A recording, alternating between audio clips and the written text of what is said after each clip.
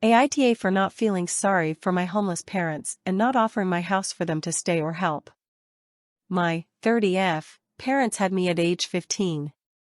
My whole childhood was hell. They never put me up for adoption or anything like that because my grandparents would help, and every time the CPS was triggered they suddenly became the best parents in the world and blackmail me to lie. But the reality is I lived alone most of the week, and at 8 years old, I already knew how to make myself a meal and by myself. While my parents were partying, traveling, drinking, or fighting. When I was 15, they fell in love again and had kids like rabbits, 15M, 13F, 12F, 11M and 9M.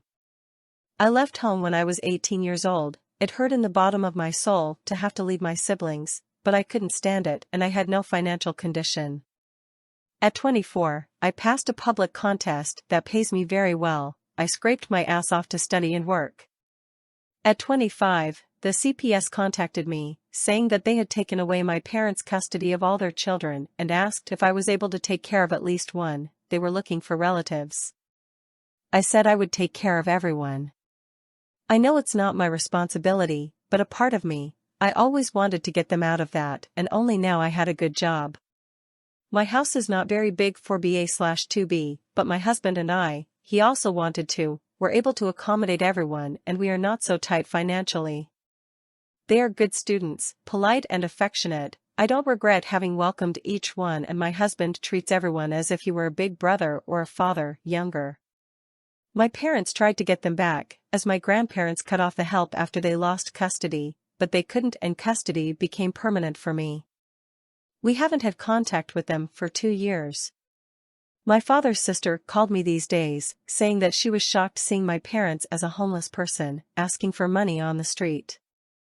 The family is moving to see if someone can shelter them, and they decided to come and ask me if I could shelter them or help financially, since I had a good job. I replied, "Nah, I pass." For them? No, and I'd rather give this money to their children I raise. My father's whole family started to fill me with messages saying that I'm turning my back on 2 people who slept on the streets, how cold-hearted I am to do this, and I don't even want to help, when I can. I blocked everyone. My husband said that he is on my side, but that I should give a symbolic amount so as not to have a weight on my conscience. AITA? I don't speak English as a first language, sorry for the wording. Now let's look at the comments. NTA. You've already had your life ruined multiple times over by these people and have taken on all of their responsibilities.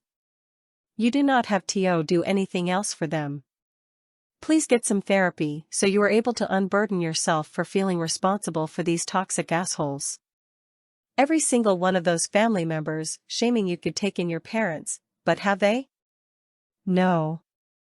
They could have taken in the kids, but did they? No. Absolutely block them all, and don't look back. NTA. Firmly. I'm jumping on top comment to say your English is great, and I scraped my ass off is my favorite colloquialism mashup this year. No tea no shade, that just made my difficult day slightly better. Slightly smiling face thanks, and I hope the kids are doing well. To add on to this, will giving them a symbolic amount actually get guilt off your conscience or just make matters worse? I'm leaning towards the latter, because those family members are just going to get worse with their badgering. Cut ties, they don't deserve you or those children. Please get therapy for yourself and for those kids. ETA, NTA.